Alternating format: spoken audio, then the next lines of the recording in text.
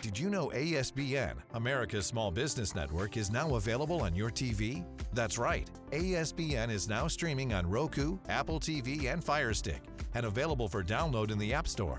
Scan the QR code to download the ASBN app today. Thanks for joining us for another edition of The Small Business Show with Jim Fitzpatrick, exclusively on ASBN.com. Hey everyone, I'm Jim Fitzpatrick. Thanks so much for watching another edition of the Small Business Show. Negotiation skills are an essential tool for entrepreneurs as they can impact every aspect of your business. And I mean every aspect of your business. Joining us now to discuss negotiation is Kwame Christian, who's the CEO and founder of American Negotiation Institute. This is a gentleman you're going to want to listen to today. He's also a business attorney, best-selling author, and keynote speaker. So Kwame, thank you so much for joining us on the show today. Hey, Jim, it's my pleasure. Thanks for having me. Yes. Well, it took a while for us to negotiate with you to get you on the show. So we need your teachings so that we do a better job. But kidding aside, thank you so much. Hey, before we get started, tell us a little bit about yourself and your journey as an entrepreneur yourself. Yeah. So, my journey here is, it's a unique path because for me, I came to this position as the negotiation guy, as they say, because I was profoundly bad at it. I'm a recovering people pleaser. And so it wasn't until I too am one of those. You right. too? Okay. Right. I see. I'm glad That's I'm right. not That's alone. Right. I give up the house. I mean, it's unbelievable because the salespeople here are like, keep Jim away. He's just going to give everything away. He's going to give it all away. So listen, I am the same way. I struggle with it. And so for me, when I discovered negotiation in law school, it was like a life-changing moment because I discovered it was a skill, not a talent I could learn and get better. And so for me, starting the American Negotiation Institute after being a business lawyer and a mediator, I wanted to help other people to have that same revelation too. So at ANI, we believe the best things in life are on the other side of difficult conversations. So we want to help the world to become a better place, one difficult conversation at a time. That's awesome. That's awesome. Well, congratulations on all your success. And negotiation, as I said in the opening, is a huge part of every successful small business operator, whether they're negotiating with a client or whether they're negotiating with one of their vendors or they're negotiating with one of their employees. Negotiation is front and center, right, of almost every conversation at some level. Is it not? Absolutely. And when I think about negotiation, I define it really broadly. I think about it as anytime you're in a conversation and somebody in the conversation wants something. Yeah. I think that's so important for entrepreneurs to understand because we always think about it from the sales aspect, the transactional side. That's right. Making money, dollars and cents, and that type of stuff. But the majority of the negotiations we're going to have are going to be with the people closest to us. That's right. Our employees, the people we work with, our spouses, our kids. That's right. I was just going to say, I negotiate with my wife every time we go to dinner. Where do you want to go? Okay, how come you don't want to go? I'll tell you what, I'll split the difference. Let's go here. I mean, it's unbelievable what happens. Yep. And Jim, to that point, what's really funny, just a little aside, whenever I do trainings and I ask people for examples of when they're negotiating, dinner always comes up, no matter where I am in the world. Somebody says dinner. It's never breakfast. It's never lunch. That's exactly right. Always dinner. That's right. That's right. Can you share an example of how your negotiation skills makes a difference? Oh, yeah. I mean, we have to pick, if we're thinking about on the business side, negotiation is what helps these deals to come together in a way where both parties feel respected, mutually respected. Because when we're thinking about it, negotiation isn't really the art of deal making, it's the art of deal discovery. And so here's what I mean. So when we're coming down and sitting down, having a conversation to see whether or not there's a deal to be made, sometimes the worst thing that could happen is forcing a deal through that never should have been made at all. That'd be bad for them. That'd be bad for me. And so really, when we are thinking about negotiation in this different type of sense, where we're just trying to explore together whether or not a partnership should happen, now we can be a little bit more open and more vulnerable. I'm willing to be transparent and share information. You're willing to be transparent and share information. And that opens up opportunities for more collaborations and more value. And I think that's one of the key terms we have to focus on. Value, because a lot of times when we're thinking about negotiation, we get into that transactional mode and we're only thinking about the money.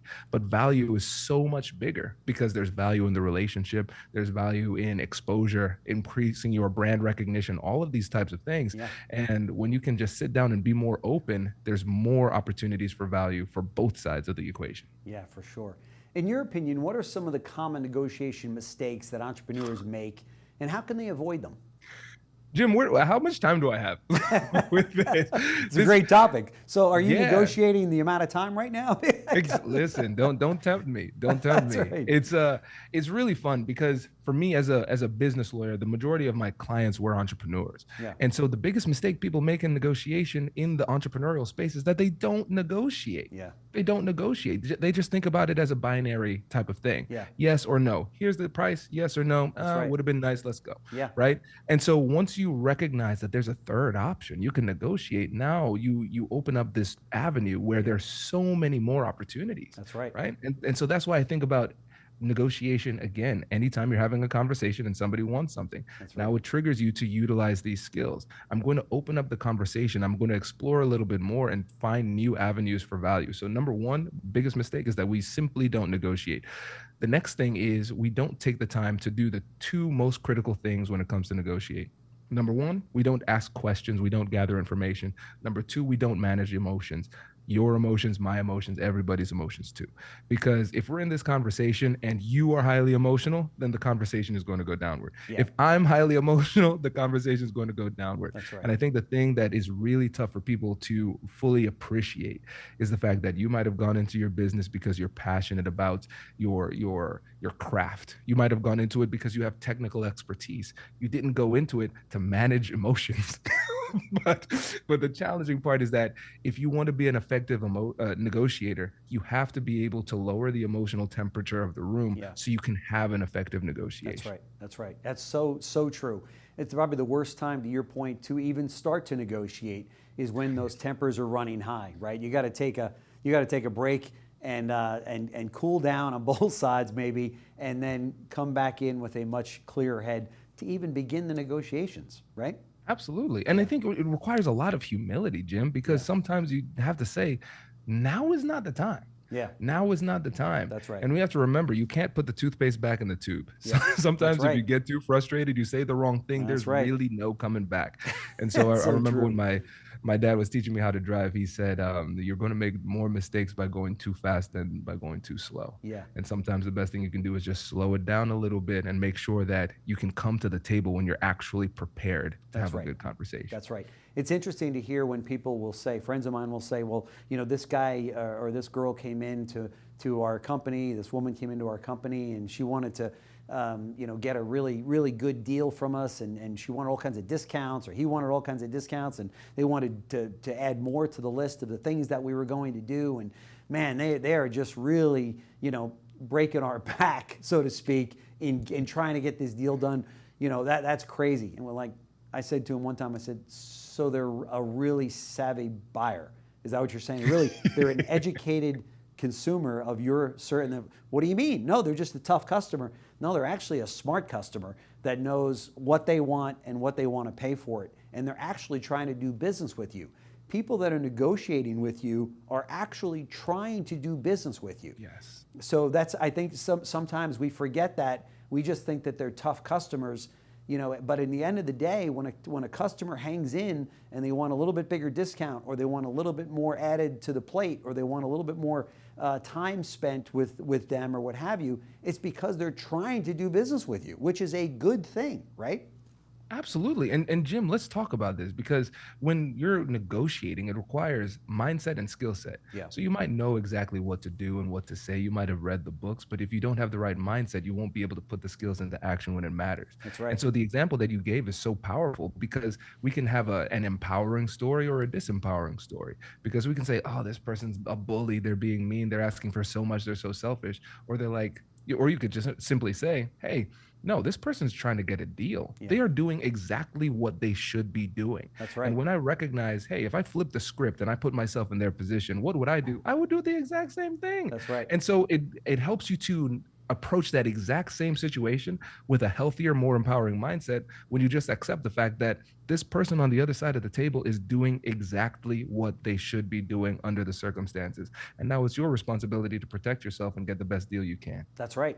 We have a friend of ours, my wife and I have a friend of ours named Bob, and he will negotiate on everything, every single thing.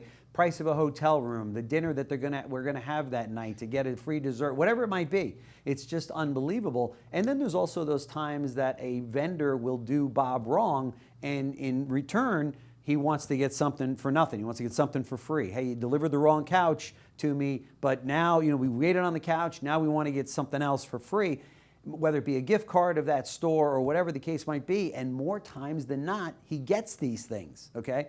And it's funny because we want to be more like Bob, and look at that. In fact, we'll walk away from situations and say, Bob would have negotiated a better deal than we did, because we just go in and go, oh, how much is the price? Oh, okay. Oh, the wrong couch was delivered? No problem. We'll wait another 6 weeks for the right couch. And not get anything, and then be mad at ourselves that we didn't get anything for this. Do you know what I mean? Have you found that to be the case, that people get mad because they're not skilled negotiators? Exactly. And even going beyond the skilled part, Jim, it's like they're mad because they weren't willing to negotiate in the first place. That's right. Right. And with my first book, I surveyed the audience to figure out what they wanted beforehand. And I was excited to show off how smart I was. Let me write a really technical negotiation book. But two terms kept on coming up in the survey: confidence and conflict. Yeah. They're afraid of having difficult conversations, and they don't feel like they have the confidence. Yep. And really, totally. when it comes down to it, exactly. Yeah. And when it comes down to it, confidence is a feeling that allows you to take action. Yeah. If you don't have confidence, you're not going to take action. And we let that fear of rejection hold us back from even taking a shot. That's right. And so with that, I love the story about Bob, because he's willing to take shots. Sometimes he's going to miss, and a lot of times he's going to hit. That's just right. because he's taking that shot. It's just incredible what Bob gets for free, along the way, whether it be we go to a hotel, and our families will vacation together, and he will get X, Y, and Z all free thrown in the deal. I'm like, how did you do that? He said, I asked for it, okay? That's what I did. I said, is there any way that I can get free breakfast included in this package? Is there any way I can get a free cabana by the pool thrown in? If I can, I'll go ahead and do the deal. So his take is that the answer is always no until you ask, or unless you ask, right? So, and he asks, and we're like, I can't believe you asked that. And more people need to ask and get these things, taken care of, right? Absolutely. I think about this just from a simple sales perspective. There within our companies as entrepreneurs, there are different ways we can make money. We always think of getting a higher quantity of sales. Right. But you can simply make more money by making better deals on the sales that you're already getting. That's right. It's free money on the table that you're just not getting by getting better margins. That's it. And let's go back. Bob is a fantastic case study. Let's stick with Bob for a second, right? Bob is using a little bit more effort by taking this action. That's right. And so we have to take that time and invest that time and effort into these conversations to see what we can do to make it better. Yeah. And I think it becomes a really playful endeavor too, when you have a good relationship with the person on the other side, where you can sit back and say, hey, give me an idea of what it is that you want. What is it that you really want? Because when people are holding back, when they don't feel safe, they're just going to stick to the numbers. But there's a reason why they want those numbers. Right. What is the interest behind the position? And sometimes it requires you to be a little bit more vulnerable to share that information. And I think with some of my most creative, biggest deals, I just laid it out on the table. I said, hey, this is the situation. This is what I'm dealing with financially. And this is the timeline. And so if we can move some of this money around at this time, it means a lot to me. That's if we can do that and you tell me what you need, I can be creative about that as well. Yeah. And it creates opportunities for us to find hidden value that we wouldn't have been able to find if we weren't willing to put forward that effort in the first place. That's right. That's right. Let me ask you this. How can individuals balance assertiveness and collaboration while negotiating? Oh, this is tough. This is tough, not in terms of how you do it strategically. Mm-hmm. It's tough in terms of how you balance it internally, emotionally too, right? Because let's just use a false binary for the sake of simplicity. So we have people who are recovering people pleasers or people pleasers in general. Then we have people who are a little bit more aggressive too. So under pressure, people will tip to one side or the other in many cases. So there's pressure, a people pleaser will concede. Or there's pressure, somebody who's more aggressive will become more aggressive and fight back, right? And so we have to understand that tension within us. So when we're in the midst of a difficult conversation, we can understand that natural tendency and course correct in the moment. And so when it comes down to assertiveness, really all that means is this: you're holding your ground and recognizing the fact that you have the right to ask for what you want and advocate for your needs and share your piece, while at the same time recognizing that the other person has that same right. Yeah. And that's the difference between assertiveness and aggressiveness. With aggression, is I get what I want, I don't care about you, right? And it's an I win, you lose situation rather than win-win.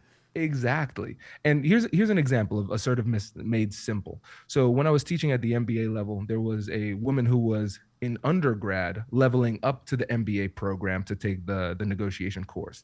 And then there was a gentleman who was 20 years into his career coming back to get his MBA. And he was the guy answering all the questions with book references. And so randomly they were paired together for this negotiation. And she came up to me and she said, Kwame, I don't want to do this. I am going to get steamrolled. I do not want to have this negotiation. And I said, listen, first of all, you are going to have this, this negotiation. And these are the rules that I want you to follow. This negotiation should take about 45 minutes. And here's what I want you to do. For the first 30 minutes of the conversation, all you can do is ask open-ended questions, summarize, and listen, but you cannot adjust your position. That's it. And she had a great deal. Because in everybody's mind, there is a shot clock of reasonableness that they have when it comes to what they're going to ask for. I'm going to ask for it. Oh, yep, this is a real barrier. I'm going to let it go, right? And if you just stay true to those negotiation fundamentals long enough, that's all assertiveness really is. But we overthink it because we feel that pressure and break down in the moment. Yeah, there's no question about it. Hey, what's the one piece of advice that you wish you had received when you were starting your business? Man, when it comes to starting my business, I wish I would have focused a little bit more on the branding aspect of this. And so what I realized is that there was a lot of insecurity when I started. Are people going to take me seriously as a negotiation expert, even though I'm relatively young compared to the other negotiation experts in the industry? And I remember developing, after doing a lot of research, this mentality when it comes to personal branding.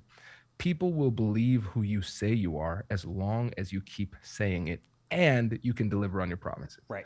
And a lot of times we have that fear and it holds us back from letting people know who we are and what we can do. That's right. And I remember one time after a year of having the podcast, a listener reached out and he said, hey, Kwame, I have a weird question. What is it exactly that you do with the American Negotiation Institute? Because I know you're a lawyer. Is the American Negotiation Institute a law firm? Do you do coaching? Right. And I realized, wow, what I was considering humility was really insecurity in disguise. Yeah. I was not willing to let people know how I could help them. And so I was so technical in the way that I was approaching it that I was forgetting that I am in control of the message and it's my responsibility to promote and market myself. That's right. So that is something that I wish I had earlier. Yeah, no question about it. It's interesting when you look back and you wish you could go back to your younger self. But like they say, when's the best time to plant a tree? It was 20 years ago. When's the second best time? It's today, right? So you have that opportunity to pivot, as we all do as entrepreneurs, and say, okay, learn from that. Let's go in the right direction now, right? Exactly. Yeah, exactly. For sure. So I want to thank you so much, Kwame Christian, CEO and founder of American Negotiation Institute. We're going to show the information on the screen here as to how to get a hold of him. Check him out online. I think you're going to like what you see. As I said on the opening, if you're in business for any longer than a day, you need to learn how to negotiate, because it's going to be a very big part of what you do almost every day.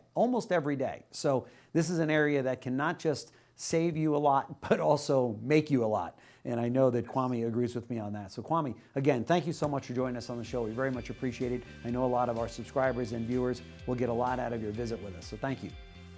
Jim, my pleasure. Appreciate it. Thanks for joining us for another edition of The Small Business Show with Jim Fitzpatrick, exclusively on ASBN.com.